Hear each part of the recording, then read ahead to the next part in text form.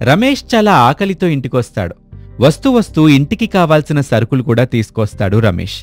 ఇంటికొచ్చేసరికి అనామిక అన్నం వండుతూ కనిపిస్తుంది. అది చూసిన రమేష్, అనామిక, ఇంట్లో బియ్యం అయిపోయాయి కదా, మరి అన్నం ఎలా వండుతున్నావు? పాపం అత్తయ్యకు చాలా ఆకలి అంటుంటేను పక్కింటి వాళ్ల దగ్గర గుప్పెడు బియ్యం తీసుకొచ్చాను. అత్తయ్య పరిస్థితి అస్సలు బాగోలేదు. రాత్రంతా దగ్గుతూనే ఉంది. రోజు వర్షం పడుతుండటం వల్ల చలికి తట్టుకోలేకపోతుంది అత్తయ్య. ఇంకోవైపు ఆకలి బాధ కూడా అత్తయ్యని చాలా ఇబ్బంది పెడుతుంది. దేవుడా, ఇక కొడుకుగా నేను ఆమెకేమీ చేయలేకపోతున్నాను. నాకెందుకు ఇలాంటి బ్రతుకునిచ్చావు తండ్రి అంటూ కన్నీళ్లు పెట్టుకుంటాడు రమేష్. తన భర్త బాధని చూసి ఓదార్చుతూ ఉంటుంది అనామిక. చూడండి, మన పరిస్థితి బాగోలేదు.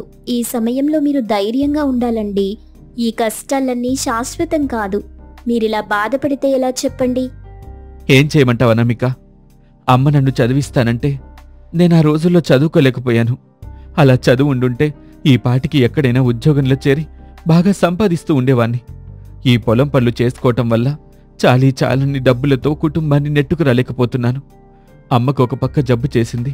వైద్యం చేయించడానికి కూడా నా దగ్గర డబ్బుల్లేవు. మరోవైపు అమ్మ ఆరోగ్యం రోజురోజుకు క్షీణిస్తోంది. ఇదిగో రాత్రంతా కూలి పనికి వెళ్ళి వచ్చిన డబ్బులతో ఇంటికి కావాల్సిన సరుకులు తీసుకొచ్చాను. సర్లేండి, మీరలా కూర్చోండి. మీకు తినడానికి వడ్డిస్తాను. వర్షం వచ్చేలా ఉంది కదా, ఈలోపే వేడివేడిగా తినేయండి. అనామిక రమేష్ మాట్లాడుకుంటూ ఉండగా ఇంతలో అక్కడికి శారద వస్తుంది. దగ్గుతూ వస్తున్న శారద తన కొడుకు రమేష్ని చూసి, ఒరే బాబూ, రాత్రంతా ఎక్కడికెళ్ళావురా? మొహమేంటలా అయిపోయింది? తిన్నావా లేదా? ఇలా కూర్చోమ్మా, ఇద్దరం తిందాం. అనామిక, నువ్వు కూడా వడ్డించుకో. అలా ముగ్గురూ కూర్చొని తినటం మొదలు పెడతారు. ఇంతలో దగ్గుతూ ఉంటుంది శారద. తన తల్లి అలా ఇబ్బంది పడుతూ దగ్గటం చూసి రమేష్ తట్టుకోలేకపోతాడు. అమ్మా, ఈ పాపిష్టి కొడుకుని కన్నావెందుకమ్మా? నీకు నేను వైద్యం కూడా చేయించలేకపోతున్నాను. కనీసం కడుపు నిండా నీకు భోజనం కూడా పెట్టలేకపోతున్నాను. అటు కొడుగ్గా నీకు, ఇటు భర్తగా అనామికకి ఏమీ చేయలేకపోతున్నానమ్మా. ఒరే నాయనా, అలా ఏడిస్తే ఎలారా? మగాడన్నాక ఆ బాధలన్నీ పడాలి.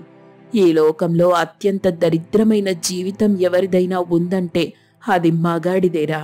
పుట్టినప్పటి నుండి మగాడు మగాడు అని పెంచుతాం. తర్వాత ఖచ్చితంగా పని చేసి కుటుంబాన్ని చూసుకునే బాధ్యత అప్పగిస్తాం. బాధొస్తే ఏడవకూడదని చెప్తాం. కష్టాలకు అలవాటు పడాలని చెప్తాం. చిన్నప్పటి నుండే మిమ్మల్ని అందరికీ బానిసలా బ్రతకమని చెప్పకనే చెప్తుంటాం. మీకంటూ స్వేచ్ఛ ఉండదు, కానీ దాన్ని పట్టించుకునే వాళ్ళు కూడా ఉండరులే. ఆ మాటలంతా ఇప్పుడెందుకమ్మా? ముందు తిను. అత్తయ్య, మీరు తొందరగా తినేయండి. వర్షం వచ్చేలా ఉంది. మనది గుడిసె కదా, ఈ ఇంట్లోకి వర్షం నీళ్ళొచ్చేస్తాయి. అందుకే పైకప్పు సరిచేస్తే బావుంటుందండి. కాస్త ఆ పని చేస్తారా ఈరోజు? అలాగే అనామిక, చేస్తాను. అన్నట్టు నీకొక విషయం చెప్పాలరా బాబు. 2 రోజుల నుండి నాకు చాలా ఇబ్బందిగా ఉంది. నీతో ఆ విషయం చెప్పకూడదనుకున్నాను, కానీ చెప్పేస్తున్నాను. నిన్న నాకు నోట్లో నుండి రక్తం కూడా పడింది. చూస్తుంటే ఎక్కువ కాలం బ్రతికేలా కనిపించట్లేదు. అమ్మా, ఇప్పుడెలా ఉందమ్మా? ఇప్పుడు పర్వాలేదులే. నేను చెప్పేది విను బాబు. ఒకవేళ నేను చనిపోతే మాత్రం నువ్వు బాధపడకు. నాకు దహన క్రియలు చెయ్యడానికి కూడా నీ దగ్గర డబ్బు లేదని నాకు తెలుసు. అందుకే ఆ పొలిమేర దగ్గర చాలా చెట్లు కూలిపోయి ఉన్నాయి. వాటి దగ్గరికి నన్ను తీసుకెళ్లి అక్కడే నాకు అంత్యక్రియలు చేసేయ్. ఆ కట్టెలతో నాకు చితి పెట్టేయి నాన్నా. కాని ఒకే ఒక్క కోరికుందిరా. చనిపోయేలోపు మంచిగా భోజనం చెయ్యాలి.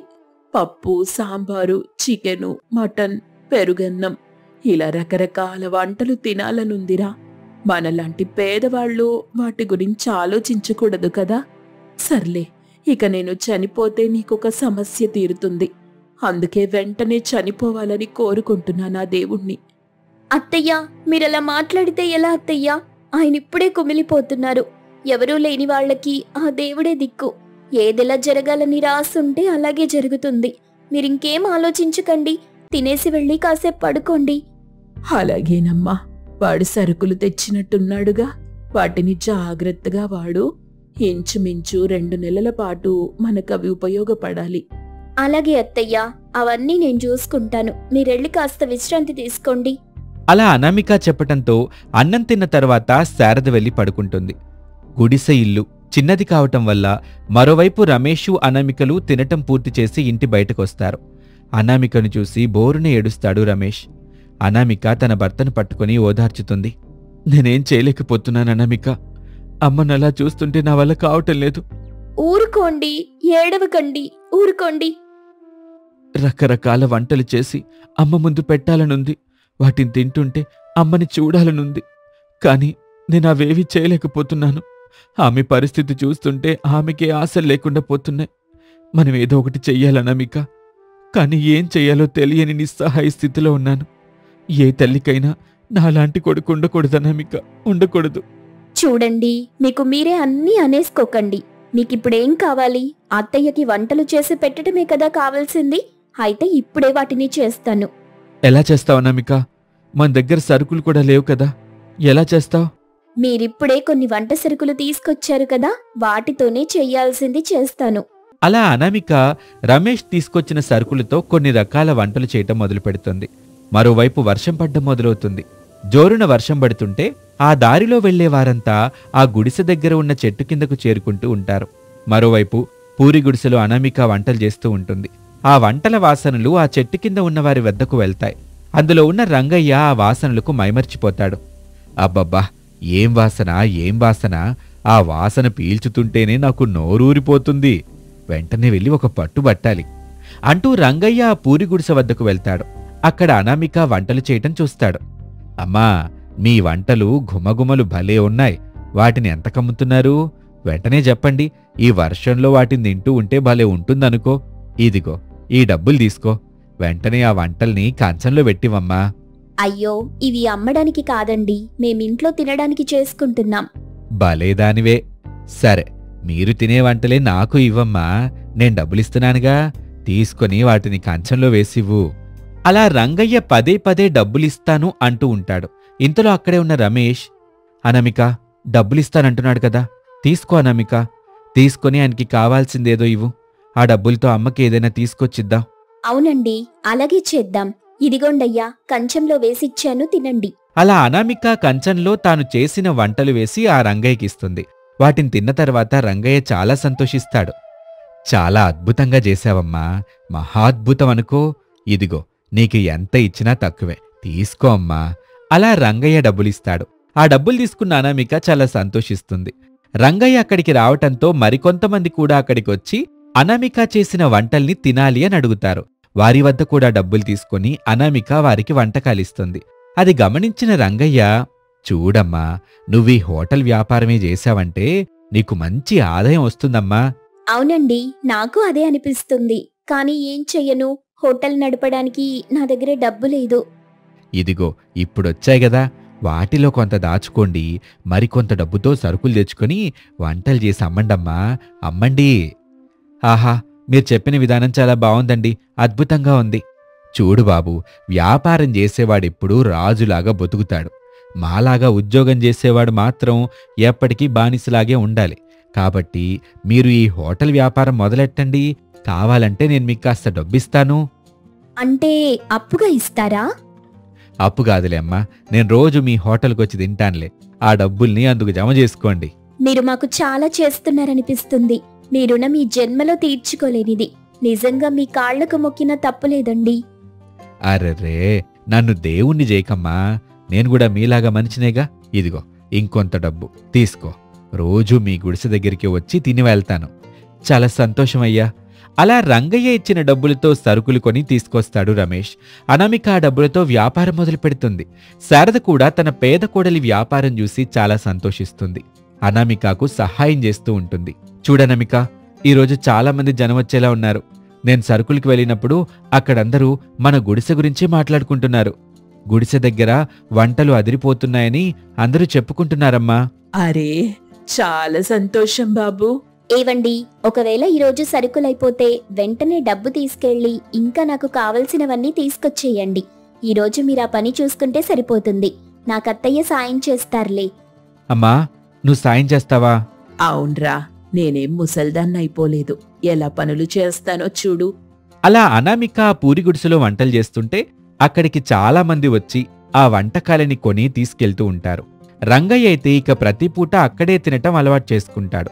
అలా రోజురోజుకి అనామిక గుడిసె దగ్గరికొచ్చి తినేవారి సంఖ్య ఇంకా ఇంకా పెరుగుతూనే ఉంటుంది. అలా నెల రోజులు గడిచిపోతాయి. నెల మొత్తం మంచి ఆదాయాన్ని సంపాదిస్తుంది అనామిక.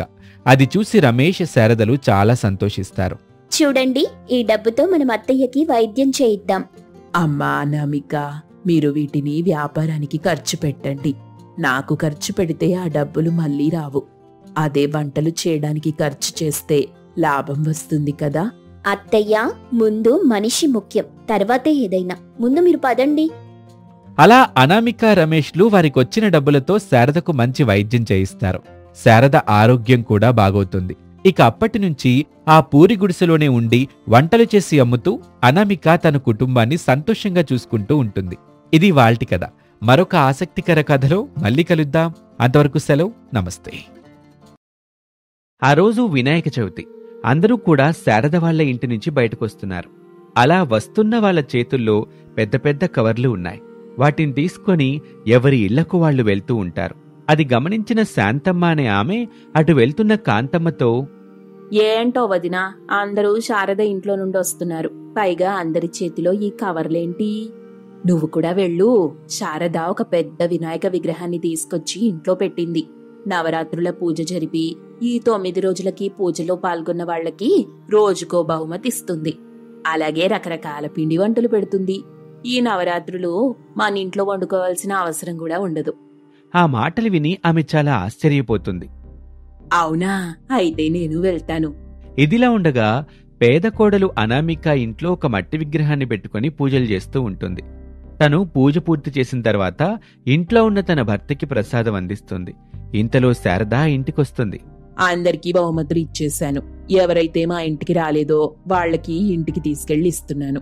ఇదిగోండి బహుమతి అని అంటుంది. లోపలికి రండత్తయ్యా, కాఫీ తీసుకొస్తాను. నేనేమీ మీ అత్తగారిలాగా రాలేదు. ఇరుగు పొరుగు వాళ్లలాగే వచ్చాను. ఇదిగో బహుమతి తీసుకో. నేనెళ్ళాలి. చాలా మందికి ఇంకా బహుమతులు ఇవ్వాలి. ఆ మాటలకి అనామిక ఆ బహుమతిని తీసుకుని, అత్తయ్యా, ఇరుగు పొరుగు వాళ్ళు అనుకుని లోపలికి వచ్చి ప్రసాదం తీసుకోండి అత్తయ్యా. ఆలస్యమవుతుందమ్మా, వెళ్తున్నాను. శారద అలా వెళ్ళిన తర్వాత, పూజకి చుట్టుపక్కల వాళ్ళని పిలిచావు కానీ ఎవరూ రాలేదుగా. ఎందుకు రాలేదో ఇప్పుడు అర్థమైందా? పోనీలేండి, భగవంతుడెక్కడైనా ఒకటే కదా. మన దగ్గరికి చుట్టుపక్కల వాళ్ళు రాకపోయినా పర్వాలేదు. అత్తగారింటికి వెళ్లారు కదా, అది చాలు అని అంటుంది. ఇదిలా ఉండగా శారద రోడ్డు మీద నిలబడి ఉంటుంది. ఇంతలోనే గోవిందయ్య అనే పంతులుగారు అటువైపుగా వస్తూ ఉంటారు. ఆయన్ని చూసిన శారద, ఏంటి పంతులు గారు, మా ఇంటికి పూజ చేయడానికి రమ్మంటే రాలేదు? దక్షిణ ఎక్కువగానే ఇస్తాంగా. నేను బ్రతకడం కోసం డబ్బులు తీసుకుంటున్నాను గాని ఎక్కడ ఎక్కువ దక్షిణిస్తే అక్కడికి వెళ్ళిపోయి పూజలు చేయాలన్న ఆలోచన నాకు లేదమ్మా. ప్రతి సంవత్సరం ఇంట్లో నవరాత్రులు జరుపుకుంటున్న వాళ్ళకి స్వయంగా వెళ్ళి ఉచితంగా పూజలు చేసి వచ్చేవాణ్ణి. ఈ సంవత్సరం కుదరలేదు. పాపం మీ కోడల పిలిచినా కూడా వెళ్ళలేకపోయాను. అందుకే ఇప్పుడు వెళ్తున్నాను తల్లి. వెళ్తే వెళ్లారు గాని ఈ బహుమతి తీసుకోండి. అలాగే నవరాత్రులన్ని రోజులు కూడా మా ఇంటికి రండి, భోజనాలు పెడుతున్నాం. ప్రతిరోజు ఒక బహుమతి ఇస్తున్నాం. పంతులుగారు నవ్వుతూ అక్కడి నుంచి కొంచెం ముందుకు వెళ్తారు. ఆ వెర్రి నవ్వుకు అర్థమేంటో కొంచెం చెప్పగలరా పంతులు గారు? ఎందుకు చెప్పనమ్మా, దేవుడు ముందు మనుషులందరూ సమానమే. ఆ సంగతి మీరు మర్చిపోయినా దేవుడు మర్చిపోడు. ఆయనకు ఆడంబరంతో జరిగిన పూజల కంటే మనసుతో ఆరాధించే వాళ్ళని బహుగా దీవిస్తాడు అని పంతులుగారు చెప్తారు. ఆ మాటలకి శారద ఏమీ మాట్లాడకుండా వెళ్ళిపోతుంది. పంతులుగారు అక్కడి నుంచి అనామిక ఇంటికి వెళ్తారు. అనామికతో, క్షమించమ్మా, ఆలస్యమైంది. పూజ నువ్వే చేసేసినట్టున్నావు. అవును స్వామి, పూజ నేనే చేశాను. రేపటి నుండి మీరొచ్చి చెయ్యగలరా? ఆ విషయం చెప్పడానికే వచ్చానమ్మాయి. నవరాత్రుల పూజ నేనే చేస్తాను. నువ్వు స్వామివారికి నైవేద్యాలు సమర్పించి చాలు. భక్తి శ్రద్ధలతో పూజలు చేయమ్మా, అంతా మంచి జరుగుతుంది అని పంతులుగారు చెప్తారు. అందుకు తాను సరే అంటుంది. ప్రతిరోజు పంతులుగారు వచ్చి పూజ చేస్తూ ఉంటారు. అనామిక, రమేష్ ఇద్దరూ పూజలో పాల్గొంటారు. ఇదిలా ఉంటే అక్కడ అత్తగారు మాత్రం అంగరంగ వైభవంగా పూజలు జరిపిస్తూ వచ్చిన వాళ్ళకి భోజనాలు పెడుతూ బహుమతులు అందిస్తూ ఉంటుంది. అలా చాలా మంది కూడా నవరాత్రుల సమయంలో ఎవ్వరూ అనామిక ఇంటికే వెళ్ళలేదు. అందరూ అత్తగారి దగ్గరికే వెళ్తారు. ఇలా నవరాత్రులు పూర్తయిపోతాయి. ఇక గణపయ్యను నిమజ్జనం చెయ్యాలని నిర్ణయించుకుంటారు. అప్పుడు అత్తగారు ఒక పెద్ద ట్రాక్టర్ని ఏర్పాటు చేసి అందరికీ ప్రసాదాన్ని పంచుతూ గణపయ్య ఉత్సవాన్ని జరుపుతూ ఉంటారు. ఇదిలా ఉండగా మట్టి గణపయ్యను అనామిక తన నెత్తి మీద పెట్టుకొని ఆనందంగా భజన చేస్తూ ఊరేగిస్తుంది. గణపతి బప్పా మోరియా, ఆదా లడ్డు కాలియా, జై బోలో గణేష్ మహారాజ్ కి జై, జై బోలో గణేష్ మహారాజ్ కి జై అంటూ కేకలు వేస్తూ ఉండగా వెనక నుంచి వస్తున్న భర్త ప్రసాదం పంచుతూ ఉంటాడు. అక్కడే పంతులుగారు ఉంటారు. ఇక అందరూ అంటే శారద వాళ్ళతో వచ్చిన వాళ్ళు, అలాగే అనామికతో వచ్చిన వాళ్ళందరూ చాలా సంతోషంగా గణపయ్యను నిమజ్జనం చేస్తారు. అప్పుడక్కడ ఒక పెద్ద గణపయ్య రూపం ప్రత్యక్షమవుతుంది. అక్కడున్న వాళ్ళందరూ చాలా ఆశ్చర్యపోతారు. గణపయ్య గణపయ్య ఆశీర్వదించయ్యా అంటూ పెద్ద పెద్దగా కేకలు వేస్తారు. అప్పుడు గణపయ్య, అనామిక, నేను నిన్నాశీర్వదించటం కోసం ఇక్కడికి వచ్చాను. నువ్వు నన్ను మనస్ఫూర్తిగా ఈ 9 రోజులు నవరాత్రులు జరిపించా. నాకు తోడుగా నీ భర్తని ఉంచావు. నేను నిద్రిస్తున్న సమయంలో నేనున్న ప్రదేశంలో నీ భర్త తోడుగా ఉన్నాడు. నీ భక్తిని మెచ్చాను. కాబట్టి నిన్ను ఆశీర్వదించటం కోసం నేనిక్కడికి వచ్చాను. ఆ మాటలు విన్న అనామిక చాలా సంతోషపడుతుంది. అక్కడే ఉన్న శారద, ఏంటి గణపయ్య నువ్వు మాట్లాడేది? నేనెంతో కష్టపడి ఎంతో డబ్బు ఖర్చు పెట్టి నీ వేడుకలు ఘనంగా జరిపించాను. అందరూ నీ గురించి గొప్పగా చెప్పుకోవాలని ఆశపడ్డాను. ఆ మాటలు విన్న గణపయ్య, నువ్వు నా గురించి గొప్పగా చెప్పుకోవాలని ఇదంతా చేయలేదు. నీ గురించి గొప్పగా చెప్పుకోవాలని, నీ ధనం గురించి, నీ సంపద గురించి మాట్లాడుకోవాలని చేశావు. నీకు నేను వరమివ్వకుండా ఉన్నందుకు బాధపడ్డం కాదు, నేను శపించకుండా ఉన్నందుకు సంతోషపడు. ఆ మాటలు విని ఆమె ఏడుస్తూ ఉంటుంది. ఇప్పుడు బాధపడినంత మాత్రాన ప్రయోజనమే ఉంది. ఎవరు కర్మను వాళ్ళు అనుభవించాల్సిందే కదా. ఏ రోజైనా నీ కోడల్ని మనిషిలా చూసావా? ఎప్పుడూ చీటికి మాటికి తిడుతూ ఉంటావు. చుట్టుపక్కల వాళ్ళు ఆమె మీద చాడీలు చెప్తూ ఉంటారు. అవన్నీ నాకు తెలియదనుకుంటున్నావా అని శారదని తిట్టి అనామికని దీవించి గణపయ్య అక్కడి నుంచి మాయమవుతాడు. అప్పుడు ఒక్కసారిగా శారద నిద్ర నుంచి పైకి లేస్తుంది. ఆమె అటు ఇటు చూస్తూ ఉండగా తన భర్త ప్రసాదు, ఏమైందే, ఎందుకంత కంగారు పడుతూ నిద్రలేచావు? మనం నవరాత్రులు జరిపేశామా? గణపయ్య ఉత్సవం ఊరేగింపు ఘనంగా జరిపామా? అవును, అయిపోయిందిగా. ఇప్పుడు దాని గురించి ఆలోచిస్తున్నావే? ఆ మాటలు వినగానే ఆమె ఏడుస్తూ, ఏవండి, మనమంత గొప్పగా నవరాత్రులు జరిపాం గదా, అదంతా గణపయ్యకి ఏమాత్రం నచ్చలేదు. నేను తెలిసి తెలియక ఏదో పొరపాటు చేశాను. నా కోడల్ని అవమానించాను. చూశావా, నువ్వు మనుషుల కళ్ళు గప్పచ్చు గాని భగవంతుడి కళ్ళు గప్పలేవు అని అంటాడు. ఆ మాటలకి ఆమె నిజమే అంటూ బాధగా కోడలి దగ్గరికి వెళ్తుంది. కోడలు అనామిక బంగారు కాసులు లెక్కబెడుతూ ఉంటుంది. అది చూసి శారద ఆశ్చర్యపోతుంది. అనామిక, ఎక్కడివివన్నీ అని చెప్తుంది. ఆ మాటలు విని అత్తగారు తనకొచ్చిన కల గురించి చెప్తుంది. అది విన్న అనామిక, అత్తయ్య, ఇప్పటికైనా నన్ను మీ కోడలిగా అంగీకరించినందుకు చాలా సంతోషం. ఆ గణపయ్య మనిద్దరినీ ఒకటి చేసినందుకు ఆయనకి మరోసారి కృతజ్ఞతలు చెప్పుకోవాలి. ఈ బంగారు కాసుల వర్షం, అలాగే మనందరం కలిసిపోవడానికి కారణం ఆయనే. జై బోలో గణేష్ మహారాజ్ కి జై అని అంటుంది.